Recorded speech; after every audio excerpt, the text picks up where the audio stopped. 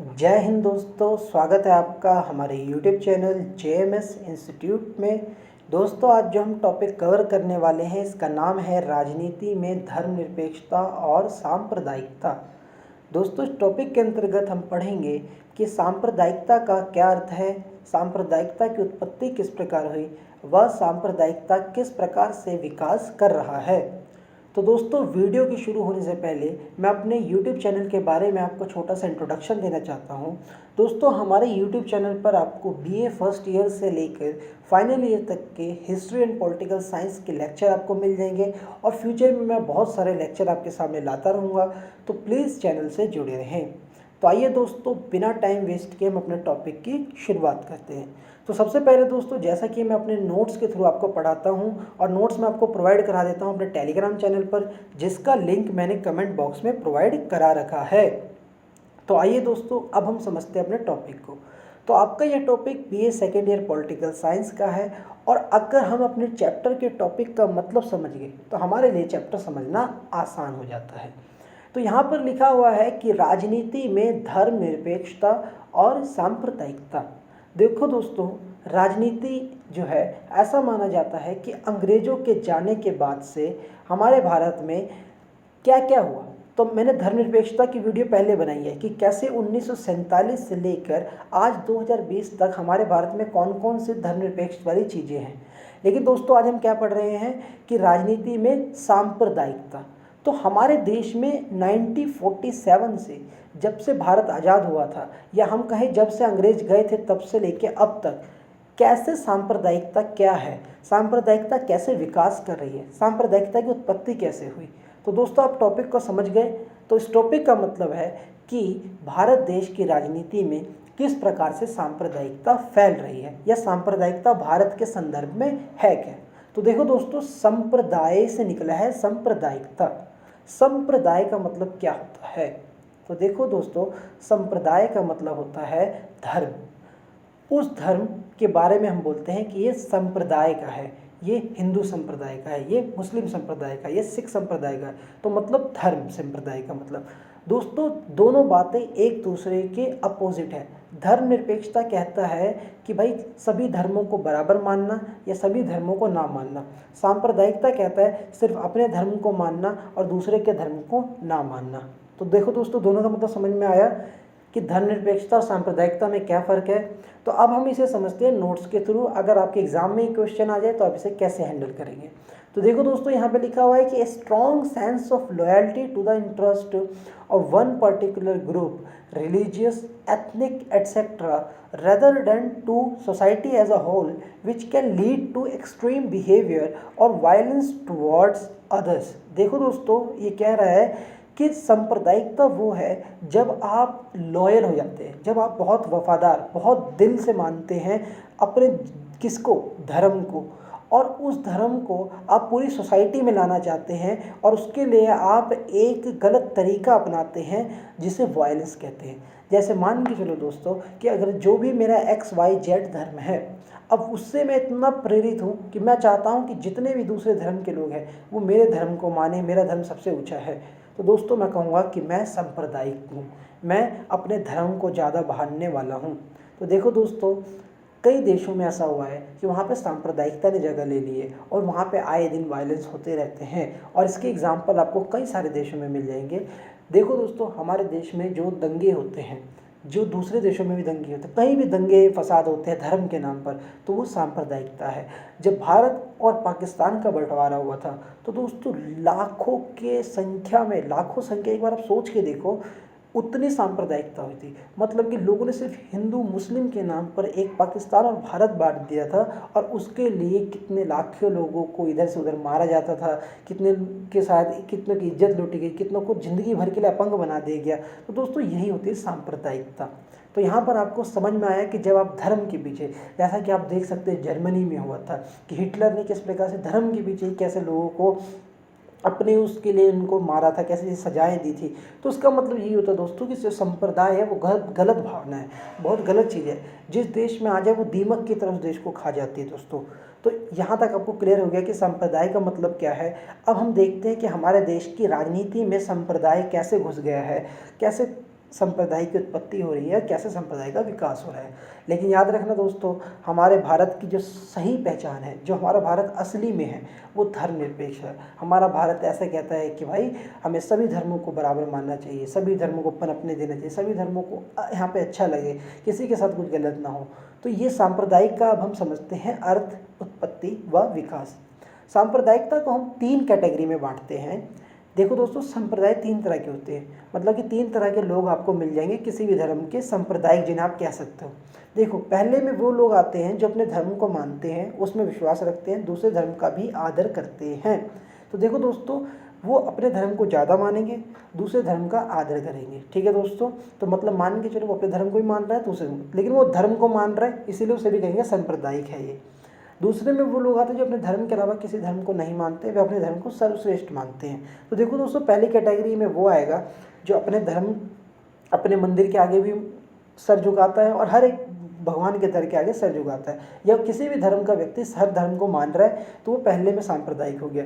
दूसरे में वो हो गया जो सिर्फ अपने धर्म को मानता है, दूसरे भगवान को नहीं मानता।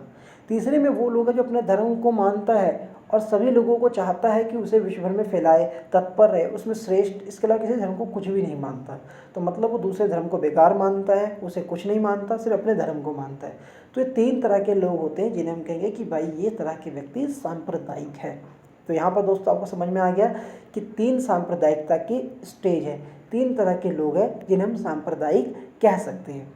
तो जिसमें से सभी धर्मों में इसी तरह की स्टेज पाई जाती है। तो ये कोई भी धर्म हो, जो भी धर्म हो, आप जिस धर्म को उठा के देख लीजिए, उस धर्म में 3 तरह के लोग आपको मिल जाएंगे। एक जो सबको मानते होंगे, दूसरा जो सिर्फ अपने भगवान को मानते, तीसरा जो सिर्फ अपने को मानते हैं और अपने के लिए कट्टर है और वो दूसरे को नहीं मानना चाहते और उनको भी चाहते कि वो उनका धर्म माने। तो दोस्तों ये 3 तरह की सांप्रदायिकता की स्टेज है। अब हम चर्चा करते हैं कि किस प्रकार भारत में सांप्रदायिकता की नींव पड़ रही है, सांप्रदायिकता किस प्रकार विकसित हो रहा है। तो दोस्तों सांप्रदायिकता का अर्थ मैंने बता दिया। अब हम पढ़ रहे हैं कि सांप्रदायिकता की उत्पत्ति कैसे हमारे भारत देश में सांप्रदायिकता आ रही है और वो कैसे आगे बढ़ रही है। तो देखो दोस्तों, सबसे पहली बात यहाँ पर आपको प्लीज़ मुझे कमेंट करके बताना कि आपको सांप्रदायिकता का मतलब समझ में आ रहा है कि नहीं, और नहीं आ रहा तो कहाँ पे क्या दिक्कत आ रही है। देखो दोस्तों, पहले सांप्रदायिकता जब ही हो गई थी जब पहली बार धर्म के नाम पर अंग्रेज़ों ने इसकी शुरुआत की, जिसमें उन्होंने धर्म के नाम पर लोगों को वोट देने की स्वतंत्रता दी। उन्होंने कहा कि निर्वाचन धर्म के आधार पर होना चाहिए। तो देखो दोस्तों, अंग्रेज़ों ने क्या कहा था, उन्होंने कहा था कि भारत में सब धर्म के अलग अलग लोग हैं और उन सभी धर्मों के लिए अपना अपना नेता उन्हें चुनना चाहिए। जैसे उन्होंने कहा कि हिंदू अपना नेता चुने, मुस्लिम अपना नेता, सिख अपना, ईसाई अपना, बौद्ध अपना, जैन अपना और पारसी अपना। तो हर कोई अपना अपना नेता चुने और वो सिर्फ उनका नेता उनके लिए चुना जाएगा। तो इसका मतलब क्या हुआ दोस्तों कि भारत तो रहा ही नहीं, भारत में धर्म रह गए। तो धर्म के नाम पर जब पूरा भारत रहेगा तो हम पूरा एक भारत तो कह नहीं सकते। तो सबसे पहली बात यहीं पर सांप्रदायिकता आ गई, जब धर्म के नाम पर वोट होने लग गया। इसका मतलब यही है दोस्तों कि अगर इंडिया के अंदर 11 प्लेयर क्रिकेट खेल रहे हैं तो उसका मतलब है सभी धर्मों के अपने अपने प्लेयर होने चाहिए। तो ऐसा तो नहीं हो सकता, तो फिर वो इंडिया कैसे रहेगा। तो यहाँ पर सबसे गलती अंग्रेज़ों ने ही सबसे पहले करी थी, या कहीं कि अंग्रेज़ों ने सबसे पहले फूट डाली थी कि उन्होंने यहाँ के लोगों को धर्म के नाम पर वोट डालने के लिए, नेता बनने के लिए मजबूर कर दिया। उन्होंने अलग धर्म निर्वाचन की व्यवस्था की, उसके बाद फूट डालो शासन करो की नीति के तहत उन्होंने अलग अलग धर्मों को लोगों को बांटा और द्विराष्ट्र सिद्धांत के तहत भारत और पाकिस्तान बन गए। तो देखो दोस्तों, कभी आप मैप को देखना, अगर सोचो कि पाकिस्तान जो है अगर वो नहीं अलग हुआ था तो भारत का आकार कितना बड़ा होता, और बांग्लादेश को भी देखना क्योंकि बांग्लादेश भी किसी टाइम में पाकिस्तान था। तो इसका मतलब क्या है दोस्तों कि भारत का भी कहीं ना कहीं इसी वजह से नुकसान किया गया, सिर्फ धर्म के नाम पे। तो हमें धर्म से बहुत नुकसान हुआ, या हम कह सकते हैं कि संप्रदाय का सबसे बड़ा नुकसान भारत को ही उठाना पड़ा, क्योंकि संप्रदाय के नाम पर 2 देशों का बंटवारा भी हुआ। तो हम बंटवारा यह बताता है कि किस तरीके से संप्रदाय ही इसका एक मुख्य कारण है। तो देखो दोस्तों, आप बताओ कि भारत एक संप्रदाय होने का क्या फ़ायदा हुआ देश का विकास न रुका, देश के कहीं ना कहीं हानि पहुँची, और किस तरीके से संप्रदाय से कितनी दिक्कत हुई। तो दोस्तों, ये थी स्वतंत्रता के समय की संप्रदाय से हुई समस्या। तो वहीं से संप्रदाय का उत्पत्ति हुई, वहीं से संप्रदाय का विकास होना शुरू हो गया। उससे पहले संप्रदाय को लेके इतनी चीज़ें भारत में नहीं होती थी। ठीक है दोस्तों, जब संप्रदाय में यह भावना उत्पन्न हो जाती है कि वह अपने संप्रदाय को हिसाब या फिर अपने संप्रदाय के हिसाब से रहे, परंतु भारत ने अपनी स्वतंत्रता प्राप्ति के बाद अपने संप्रदाय को छोड़कर एक धर्मनिरपेक्ष स्वरूप अपनाया, जबकि पाकिस्तान ने इसकी जगह अपना सांप्रदायिक रूप अपनाया। देखो दोस्तों, भारत जो जब स्वतंत्र हुआ तो उसके पास एक कहीं ना कहीं एक विकल्प था कि वो एक किसी धर्म के आधार पर देश बन सकता था, लेकिन भारत ने ऐसा नहीं किया। भारत ने अपने आप को धर्मनिरपेक्ष राज्य बनाया, क्योंकि हमारे इधर के जो नेता थे या फिर हम कहें जो हमारे देश के संविधान निर्माता थे या जो देश के निर्माता थे, वो जानते थे कि धर्म कभी भी हमारे लिए समस्या बन सकता है, इसीलिए उन्होंने इसे धर्मनिरपेक्ष बनाया। और वहीं हमारे पड़ोसी देश जो हमसे अलग हुआ था, हमारा ही हिस्सा था, वह पाकिस्तान इस्लाम या कहें कि हम एक संप्रदाय के रूप में स्थापित देश बना। अब दोस्तों, इस तरीके से हमें पता चलता है कि किस तरीके से संप्रदाय जो है आज़ादी के बाद, स्वतंत्रता के बाद से ही विकसित हो रहा है। संप्रदाय भारत, पाकिस्तान, बांग्लादेश आदि देशों में आज के समय में बहुत बड़ी समस्या है। तो देखो दोस्तों, आज के टाइम में संप्रदाय की वजह से, चाहे हम पाकिस्तान में देखें, चाहे बांग्लादेश में देखें, चाहे विश्व भर में कितने सारे देशों को देखें, उन देशों में बहुत बड़ी बड़ी समस्याएं हैं, क्योंकि वहाँ के जो लोग हैं अपने संप्रदाय को कहीं ना कहीं विकसित करने के लिए वो दूसरे संप्रदाय के ऊपर जुर्म ढाते हैं। तो जिससे पता चलता है कि संप्रदाय वहाँ की एक बहुत बड़ी समस्या बन चुकी है। सांप्रदायिकता के तहत कहीं विभिन्न संप्रदाय के लोग आपस में लड़ते हैं, लड़ाई करते हैं, हिंसा करते हैं, जिसे दंगे कहा जाता है। ये इस हिंसा को बहुत से कारण होते हैं। तो देखो दोस्तों, आपको पता ही है कि जब धर्म के नाम पर कोई लड़ाई हो जाए तो हम कहते हैं कि वहाँ पर दंगे हो गए। तो इसका मतलब यही है दोस्तों कि सांप्रदायिक के तहत जब भी झगड़े होते हैं, जब दो संप्रदाय के लोग आपस में अपने इंटरेस्ट की बात करते हैं और उस इंटरेस्ट के चक्कर में लड़ बैठते हैं, तो उसे हम दंगे भी कहते हैं। और दोस्तों, आपको इतिहास देखो, आप गूगल जा कर करके देखो कि सांप्रदाय से सांप्रदायिक दंगों में कितना नुकसान होता है। तो हमें सांप्रदायिक नहीं बनना। तो अब यहाँ पर हम देखते हैं दोस्तों कि राजनीति में हम क्या पढ़ रहे थे, हम पढ़ रहे थे कि राजनीति में सांप्रदायिकता क्या है। तो हमने पढ़ा दोस्तों अभी तक कि भाई राजनीति में सांप्रदायिकता है क्या, सांप्रदायिकता का अर्थ क्या है, कैसे एक व्यक्ति सांप्रदायिक होता है, कैसे सांप्रदायिकता की 3 स्टेज होती है, कैसे भारत स्वतंत्रता से पहले कैसे अंग्रेजों ने हमें संप्रदाय धर्म के नाम पे बांट दिया। तो देखो दोस्तों, अब इस तरीके से अब हम पढ़ेंगे कि विभिन्न धर्मों के विभिन्न रीति रिवाज। अब हम देखेंगे दोस्तों कि किस तरीके से सांप्रदायिकता विकसित होती है। अब तक हमने दोस्तों क्या पढ़ा है कि सांप्रदायिकता की उत्पत्ति कैसे हुई थी। तो मैंने बताया कि अंग्रेज ही इसकी उत्पत्ति करके गए थे, लेकिन अब इसका विकास हो रहा है। जैसे हमारा देश जो बना था वो किसके आधार पर बना हुआ है, धर्मनिरपेक्ष, कि भाई सभी धर्मों को आदर मिलेगा, सम्मान मिलेगा और सभी धर्म बराबर होंगे और देश का कोई अपना धर्म नहीं होगा। लेकिन दोस्तों, अब भारत के अंदर हर एक धर्म के अंदर सांप्रदायिकता फैल रही है। तो हम देखते हैं कि वो सांप्रदायिकता कैसे विकास कर रही है, उसके क्या कारण हैं। तो यहाँ पर बताया गया है कि सबसे पहला कारण विभिन्न धर्मों के विभिन्न रीति रिवाज से भिन्न विचारों के कारण आपसी मतभेद उत्पन्न होते हैं, जिस कारण सांप्रदायिकता अधिक बढ़ जाती है और सांप्रदायिक हिंसा बढ़ने की काफ़ी संभावना रहती है। तो देखो दोस्तों, संभावना जब बढ़ जाती है सांप्रदायिकता की, क्योंकि हर धर्म का अपना एक रीति रिवाज है, अपना एक कल्चर है और विभिन्न कल्चरों के बीच में आपस में झगड़ा हो जाता है। सांप्रदायिक विश्वास के कारण उत्पन्न होती बहुधर्मी देश है, जहाँ हिंदू, मुस्लिम, सिख, ईसाई, जैन, पारसी, कई अनेक धर्म में विश्वास करने वाले लोग यहाँ रहते हैं, परंतु ये सभी संप्रदाय में बटे हुए हैं और धर्म के लोग दूसरे धर्म के लोगों की संख्या की नज़र से देखते हैं, जिससे विश्वास पैदा होता है जो सांप्रदायिकता का आधार बनता है। तो देखो दोस्तों, सांप्रदायिकता का विकास क्यों हो रहा है। तो यहाँ बताया गया कि सांप्रदायिकता का विकास इसलिए हो रहा है क्योंकि लोग जो हैं एक दूसरे को देखते हैं कि यार इस धर्म के लोग ज़्यादा हैं, तो इस हमारे जो धर्म है उसे कुछ समस्या ना हो जाए, कहीं ये हमें मारे ना, या कभी कोई छोटा है तो उनके मन में डर बिठाया जाता है, ये नेता के द्वारा बिठाया जाता है, या फिर कोई ज़्यादा बढ़ रहा है तो उसके ऊपर नज़र रखी जाती है। तो इसका मतलब क्या है दोस्तों कि विश्वास नहीं है। भारत में जैसे कि कई सारे संप्रदाय हैं, तो हर एक संप्रदाय में आपसी विश्वास नहीं है। उन्हें ये विश्वास नहीं है कि ये सारा भारत हमारा है, हम अपने संप्रदाय, हम भारत के लिए है कुछ कर रहे हैं।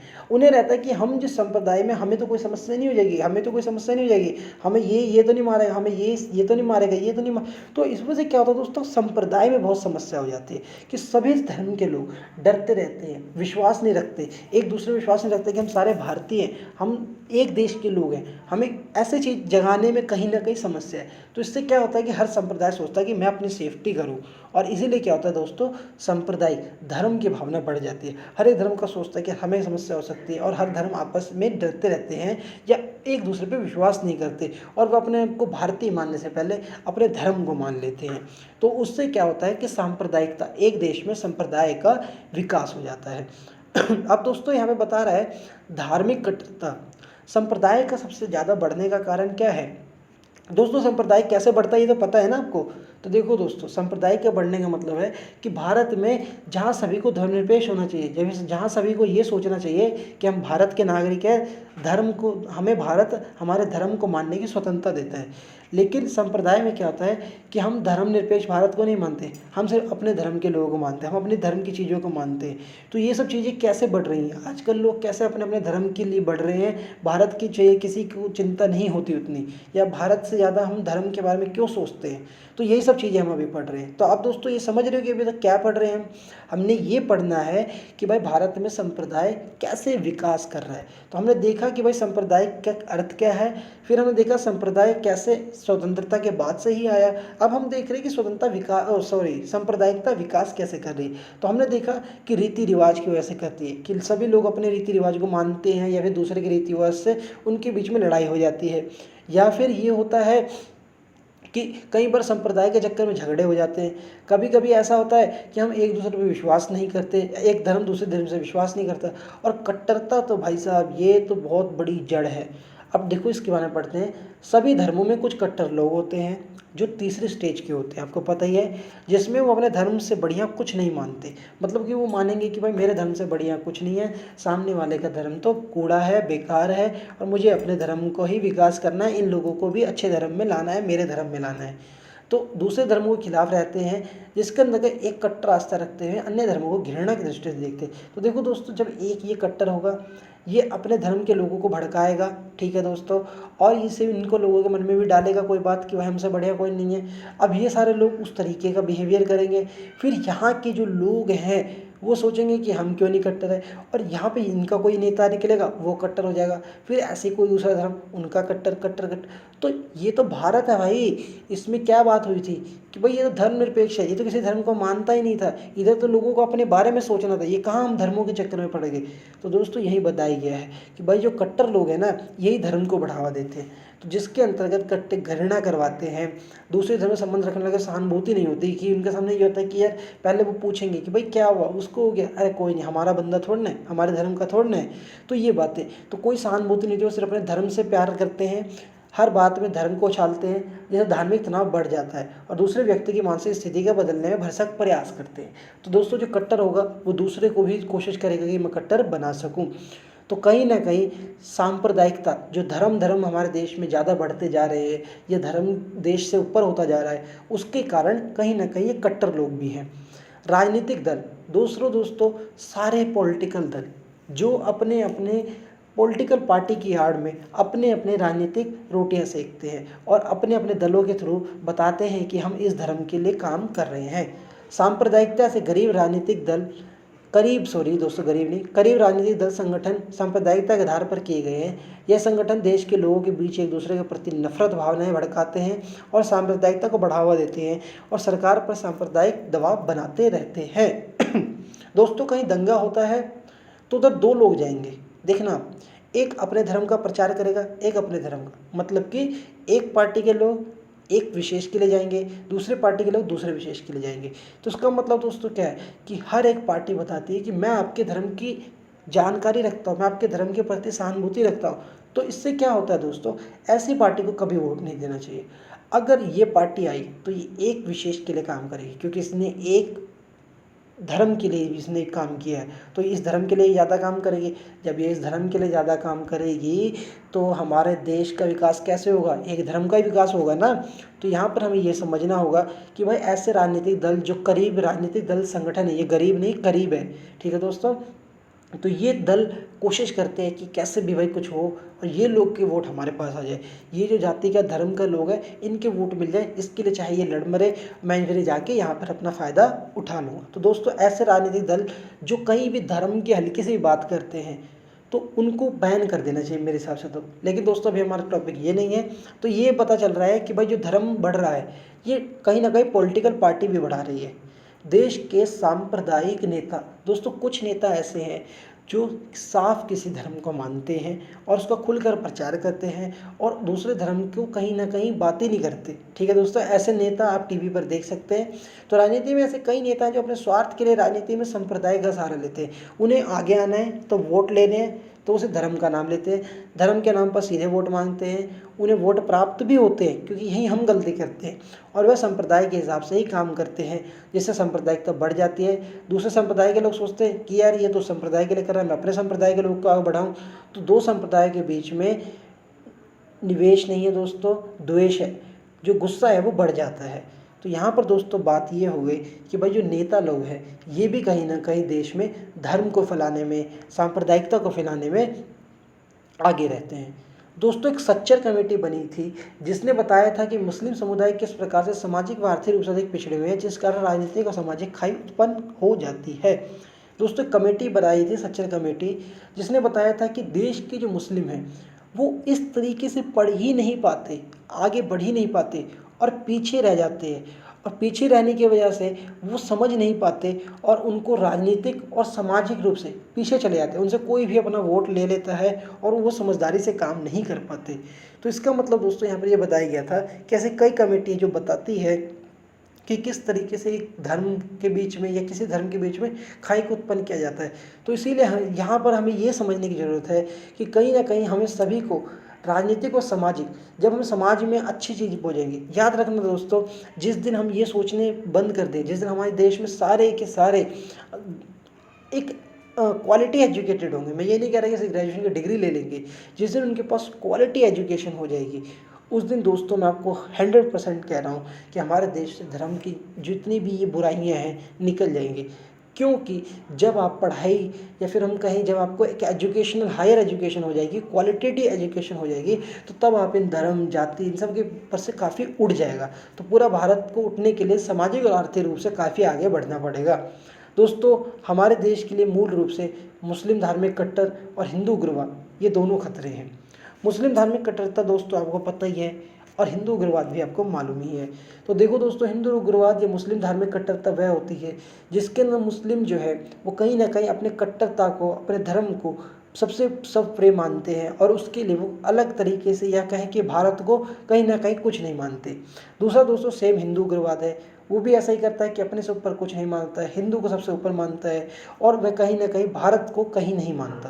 तो देखो दोस्तों, दोनों में आपको एक ही बात समझ में यहाँ पर आ रही है कि ये जो दोनों उग्रवाद या कट्टर लोग हैं इनका एक मकसद है अपने धर्म से, इनको देश से कोई मतलब नहीं है।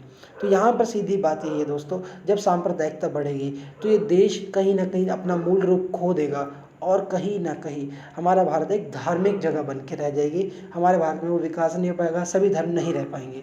तो इसीलिए दोस्तों इन सभी चीज़ों को हमें ख़त्म करना होगा, ऐसे नेताओं को ख़त्म करना होगा, ऐसे राजनीतिक दल को ख़त्म करना होगा, ऐसे कट्टरता को ख़त्म करना होगा, ऐसे उग्रवाद को ख़त्म करना होगा, ऐसे मुस्लिम धार्मिक कट्टरता को, हिंदू उग्रवाद को ख़त्म करना होगा। उसके बाद दोस्तों कुछ और भी समस्याएं हैं, जैसे विदेशी सांप्रदायिक भूमिका। जब हमारे देश में स्थिति सामान्य होती है, जब हमारे देश में बहुत कुछ अच्छा चल रहा होता है, तो ऐसे टाइम में बाहर से अव्यवस्था उत्पन्न की जाती है, ऐसी ताकतें लाई जाती है जो सोचते हैं कि यहाँ शांति भंग की जाए, यहाँ पर किसी एक तरीके से कोई दंगे कराना या फिर यहाँ पर कोई किसी तरीके से ऐसी चीज़ कर देना जिससे कि दो धर्म के लोग आपस में लड़ जाएं और कहीं ना कहीं उन्हें इसका फ़ायदा पहुँचे।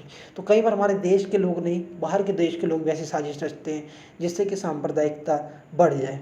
दोस्तों उसके बाद में गतिहीन सरकार। गतिहीन सरकार का मतलब ये है दोस्तों कि यहाँ पर सरकार भी कोई ऐसा कदम नहीं उठाती जिससे सांप्रदायिकता रुक सके, जिससे कट्टर लोगों के ऊपर कुछ कार्रवाई हो, जिससे ऐसे दलों को बंद कर दिया जाए, जहाँ पर ऐसी पार्टियों को बंद कर दिया जाए, यहाँ पर ऐसे नेताओं को बंद कर दिया जाए, यहाँ पर ऐसे कोई ग्रुप ही ना खोले जाए जो कट्टरता फैलाते हो। तो दोस्तों हमारा देश कहीं ना कहीं इस कट्टरवाद से निकल जाएगा। और कहीं ना कहीं ये सरकार ये काम कर सकती है कि लोगों को educational, morally education, school education ऐसे दी जाए कि वहाँ पर उनके धर्म के जितने भी उनके खिलाफ में भावनाएं हैं या फिर उन्हें एक अच्छा धर्म सिखाया जाए, ऐसा धर्म ना सिखाया जाए जिसके अंदर वो देश से ऊपर धर्म को माने। दोस्तों उसके विभिन्न धर्मों के बीच में विभिन्न भावनाओं का होना, उन भावनाओं को दूर करने का प्रयास। दोस्तों हमें एक दूसरे धर्म के बारे में गलत भावना नहीं होनी चाहिए, यही कहीं ना कहीं सांप्रदायिकता की समस्या है। तो देखो दोस्तों, अब हम मोटा मोटा एक बार थोड़ा अपने टॉपिक को रिपीट या रीआइटरेट कर लेते हैं कि क्या हमारा टॉपिक कहता है। तो दोस्तों, हमारा टॉपिक हमें क्या कह रहा था, सांप्रदायिकता, कि भाई सांप्रदायिकता है क्या। तो हमने पढ़ा कि भाई सांप्रदायिकता जो है वो 3 स्टेज में होती है। फिर हमने पढ़ा दोस्तों कि सांप्रदायिकता कैसे उत्पन्न हुई, कैसे हमारे देश में अलग अलग चुनाव आयोग बनाए गए, चुनाव निर्वाचन बनाए गए, उसके बाद में कैसे उन चुनावों के अंदर कैसे कैसे समस्याएं आई, उसके बाद में कैसे हमारे देश का बंटवारा हुआ, बंटवारा होने के बाद दोस्तों उधर से जो खाई उत्पन्न हुई, फिर उसके बाद आज किस तरीके से हमारे देश में संप्रदाय के नाम पर कई बार दंगे होते हैं, उसका कारण क्या है, कैसे वो विकास कर रहा है, कैसे धार्मिक कट्टरता बढ़ रही है, जैसे कैसे लोग अविश्वास पैदा कर रहे हैं, कैसे लोग देश से ऊपर धर्म को मान रहे हैं। तो ये जो सारी की सारी समस्याएं हैं, अब हमने इसे चर्चा की है। तो दोस्तों, अगली वीडियो में मैं आपको बताऊंगा कि इसको कैसे दूर किया जा सकता है, ये कैसे ख़त्म होंगे। तो दोस्तों, प्लीज़ मुझे कमेंट करके बताना वीडियो कैसी लगी, कौन कौन सी चीज़ें जिसे हम ठीक कर सकते हैं और कैसे ठीक कर सकते हैं। जो भी समस्या हो फीडबैक ज़रूर देना। अपना ध्यान रखना दोस्तों। जय हिंद, भारत माता की जय।